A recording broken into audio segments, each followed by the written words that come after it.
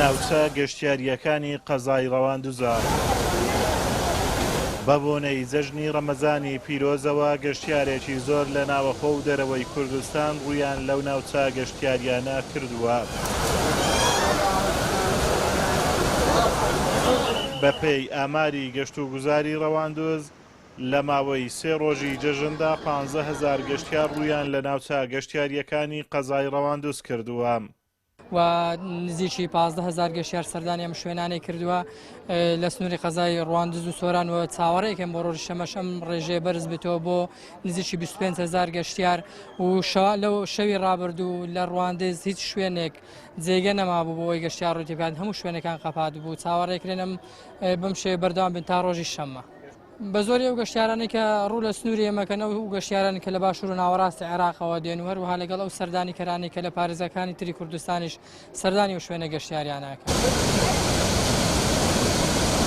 دیمەنی جوان و سەرنجڕاشێش و فێنچی کەش و هەوا و بوونی ئاوێکی زۆر لە بێخاڵ وای لە هاوڵاتیان کردووە سەردانی ئەو ناوچەیە بکەن و خۆیان لە گەرمای بەتینی شار ڕزگار بکەن و بۆ تاوێک لە سروشتی ناوچەکە بەحەسێنەوە.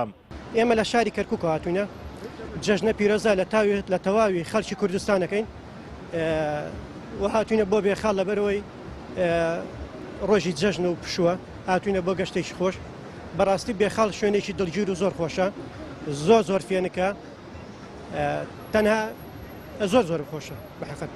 تەبەن بەهۆی ئەم ئاوە تەمەن بێخاڵ ئەم ساڵ ئاوەکەی زۆر زیادی کردووە لە چاو ساڵانی پێشوو بەهۆی ئەو بارانە زۆرەوە.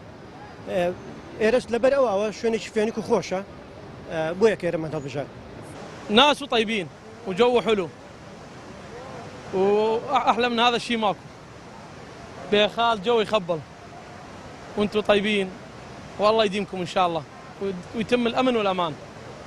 والله ئێمە هاتوویدا بۆ بێخاڵ زۆر خۆشە، زۆر فێنکە، ماشەڵا زۆر قەڵەباڵغا. والله لەبەرەوەی لەوێک زۆر گەرمە، یعنی جەوش زۆر خۆش نەبوو، ئێرە زۆر خۆشە الحەمدوللا. گەشتیەوەی بێخاڵ زۆر خۆشە، خۆشحاڵی من. وەڵا ناوەڵا ئەملا زۆر خۆشە بێخاڵ بایفێن ئەڵێ جەنەتە. قەزای ڕەواندوز کەوتۆتە ناوچەیەکی گەشتیاری گرنگ لە پارێزگای هەولێر کەوا ڕۆژانە گەشتیارێکی زۆری کورد و عەرەب سەردانی قەزاکە دەکەن. لە گرنگترین ناوچە گەشتیاریەکانی بێخاڵ و جوندیان و فەقیانن کەوا کەش و هەوایەکی فێنک و سازگاریان هەیە. ئازاد ئۆمەراوەی کەناڵی ئاسمانی پەیام، قەزای ڕەواندوز.